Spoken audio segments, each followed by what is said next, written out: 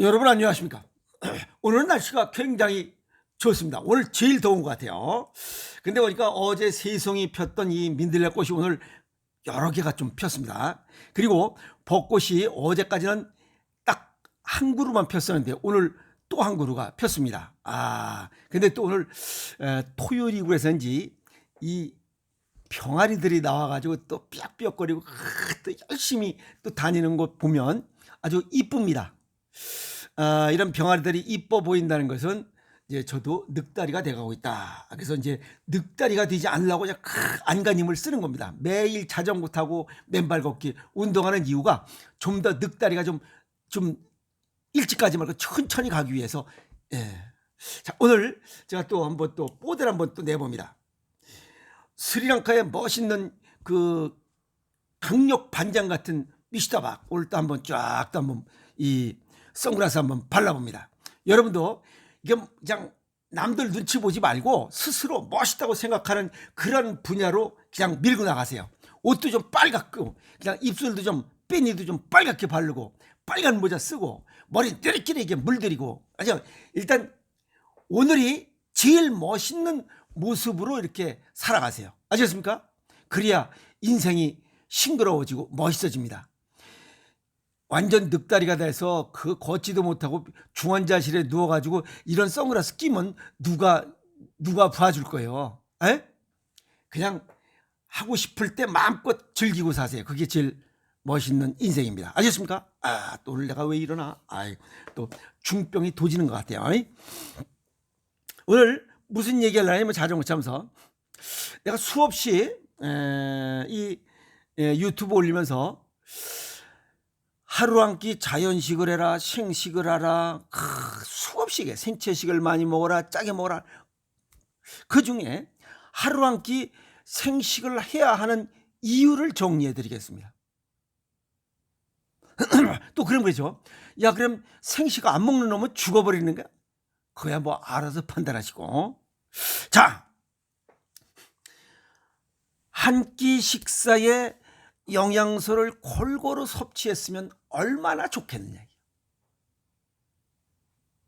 이런 얘기를 하는 것은 영양 불균형에 대한 걱정 때문에 그래요. 그래서 식사를 하면서도 각종 영양제나 건강보조식품을 먹고 있어요. 어느 집에 가보면 식탁 위에 그냥 건강보조식품이 그냥 한 10대까지 있어요. 에이?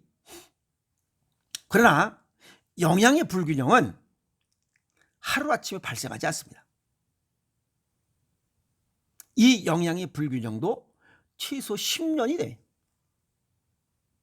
어떤 식품을 먹느냐 하는 것은 그 식품으로 인해서 발생할 수 있는 영양 불균형의 문제가 아니라, 알겠어요? 장기적으로 봤을 때 그게 10년입니다. 장기적으로 봤을 때 반복되는 식습관에 의해서 특정 영양소의 창고, 영양소 창고 내 그 영양소가 고갈되는 게 그게 문제입니다. 그러면 그 영양소 부족으로 인한 그 영양소를 필요로 하는 60조에서 우리 몸의 100조의 세포 중에 어떤가 하는 병이 생긴다는 겁니다. 영양은 내가 지금 먹고 있는 것이 오늘 내가 필요로 하는 모든 것을 해결해 주는 것은 아닙니다. 아시겠어요? 자, 바로바로 해결되어야 할 영양소는 한 가지밖에 없습니다. 그게 당분이에요. 당분 떨어지면 벌써 짜증이 나고 그냥 손 떨리고 막 이런 현상이 나타나요. 피곤하고. 그래서 바로바로 해결돼야 할 영양소는 딱 혈당, 당분 하나밖에 없습니다.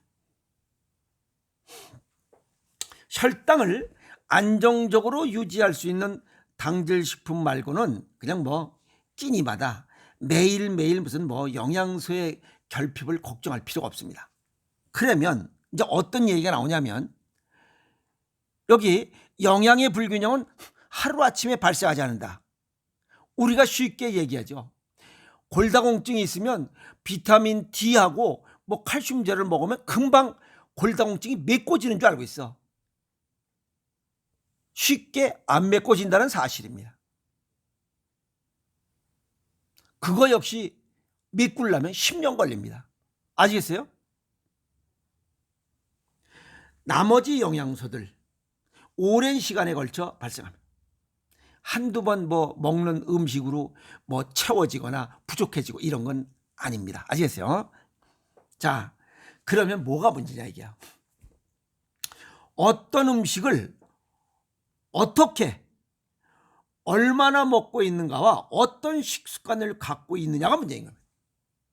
여기서 어떤 음식을 가공식품과 초가공식품, 식품 첨가물이 전뜩 들어간 이런 음식을 먹으면 일단 단일 영양소로 인해서 한 장기가 망가집니다.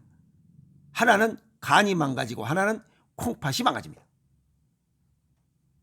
얼마나 먹고 있느냐가 빨리 망가지느냐, 좀 천천히 망가지느냐, 어떤 식습관을 갖고 있느냐, 오장육부의 조화 균형을 맞출 수 있게 골고루 곡식, 과일, 야채, 건과류 이런 육류 생선 등을 제철에 맞게 골고루 먹느냐 안 먹느냐가 문제인 거지. 또 더 중요한 것은 우리 동양인에 맞게 먹어야 돼요. 서양인과 동양인은 같은 사람이지만 다릅니다. 하나는 피부 색깔이 달라요. 또 하나는 그네들 주식은 산성식품인 괴기로 돼 있고 우리는 알칼리성 식품인 곡물이 주식으로 돼 있어요.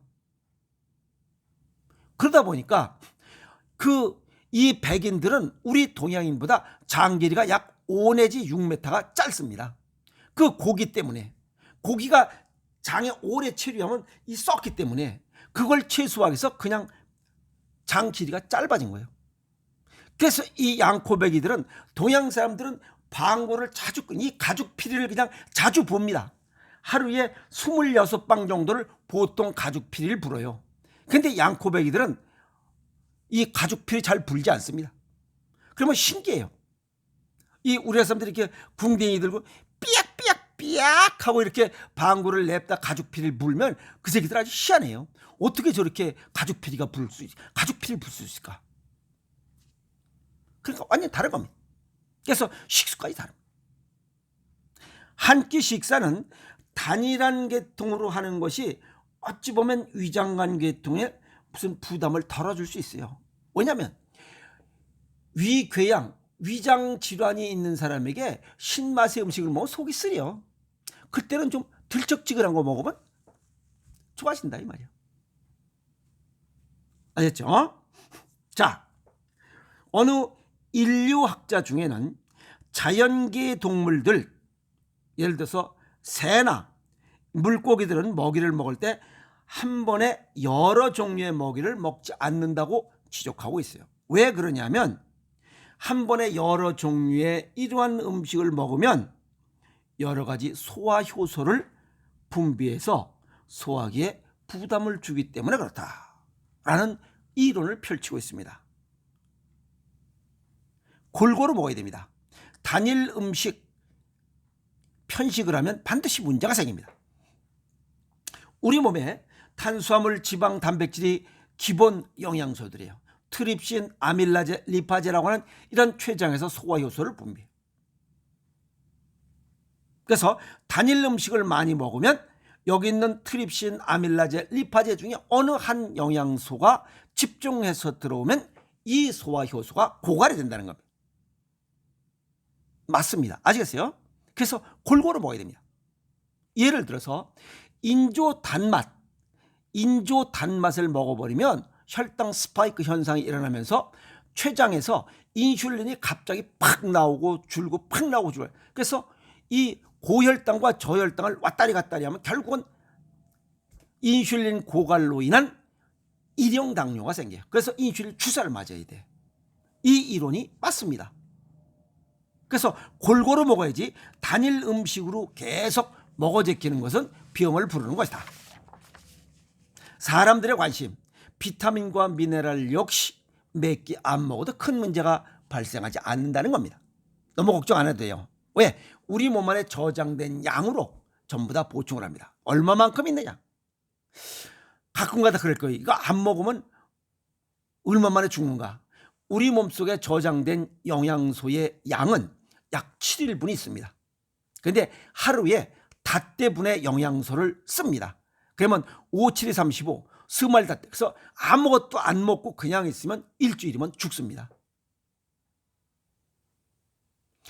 인스턴트 가공식품 중금속 또 농약을 비롯한 화학물질이 검출되는 이런 자연에서 얻는 이런 먹을거리들, 그 다음에 이거 못지않게 무서운 것은 공기 오염을 통해서 호흡기로 들어오는 모든 환경 오염 물질들이 줄어들지 않는 한 몸에 있는 비타민과 미네랄을 창고는 급격하게 바닥나게 되어 있습니다. 왜?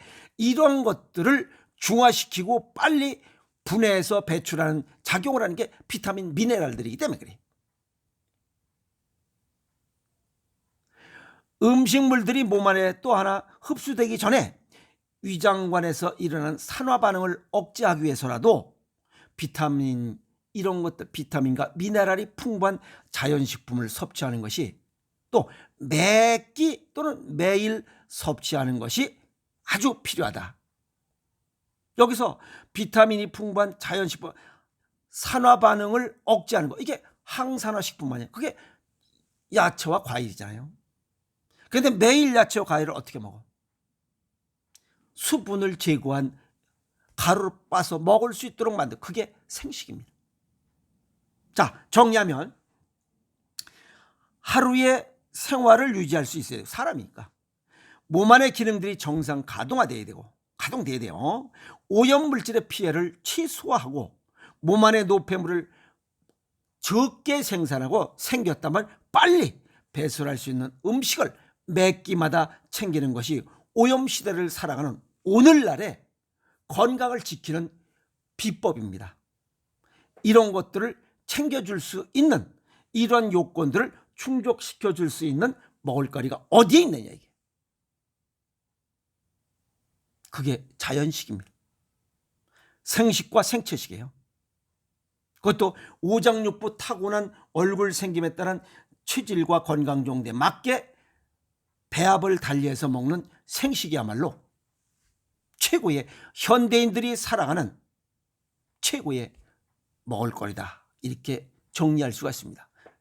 얘기 정리해보면, 두 번째는 고른 영양, 풍부한 영양, 식이섬유가 풍부해야 우리 몸의 세포들이 자기 할 일을 해요. 그래서 영양실조가 발생하지 않도록 하는 식습관도 굉장히 중요합니다.